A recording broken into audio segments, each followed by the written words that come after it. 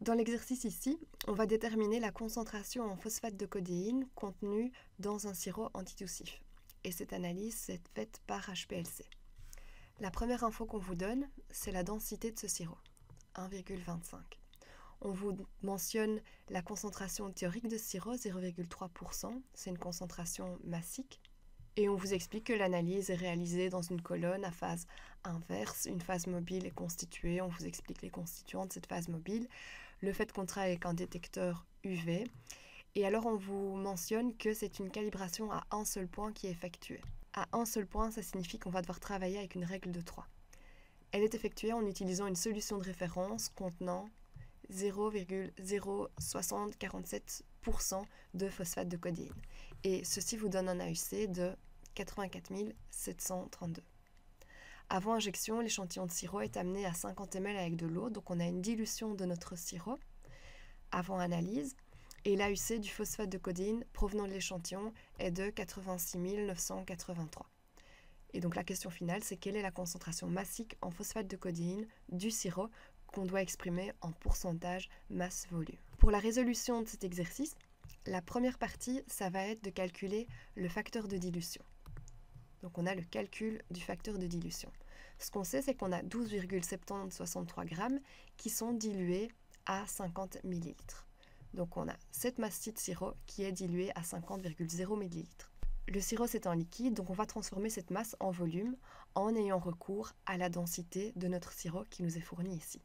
Densité de 1,25, ça signifie que 1,25 g de sirop, ça équivaut à 1 ml de sirop. Dans l'exercice, on a une masse de 12,7063 g.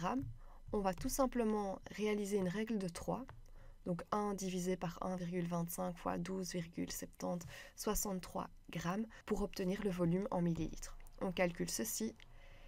Et voilà, 12,7063 g de sirop, c'est équivalent à 10,1650 ml.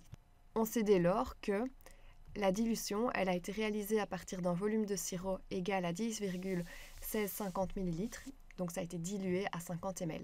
Pour calculer ce qu'on appelle le facteur de dilution, on va tout simplement diviser 50 par 10,1650 et ça nous donne un facteur de dilution égal à 4,92. Pour la deuxième partie de l'exercice, on va maintenant calculer la concentration en phosphate de codéine contenue dans le sirop qui est dilué, c'est-à-dire le sirop qui a été analysé à l'HPLC.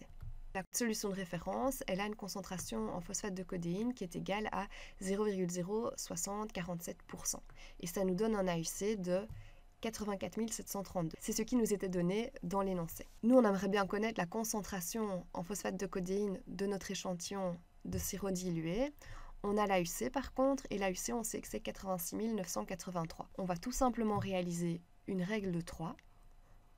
Donc je divise ma concentration de ma référence par l'AUC de la référence, je multiplie par l'AUC de mon inconnu et je trouve la concentration en phosphate de codéine de mon sirop dilué. On calcule et voilà. Donc 0,06208%, c'est la concentration en phosphate de codéine dans mon sirop dilué. La dernière étape, c'est de calculer la concentration en phosphate de codéine dans mon sirop non dilué. Pour ce faire, je vais tout simplement prendre la concentration en phosphate de codéine du sirop dilué et je vais la multiplier par mon facteur de dilution. C'est-à-dire que je prends 0,06208% que je multiplie par le facteur de dilution. Donc on remplace ici facteur de dilution par 4,92, on calcule. On reste en pourcent, bien entendu, et on a une concentration en phosphate de codéine dans notre sirop non dilué qui est égale à 0,305%. Et c'est tout à fait en cohérence avec la concentration en phosphate de codéine en théorie dans notre sirop antitussif.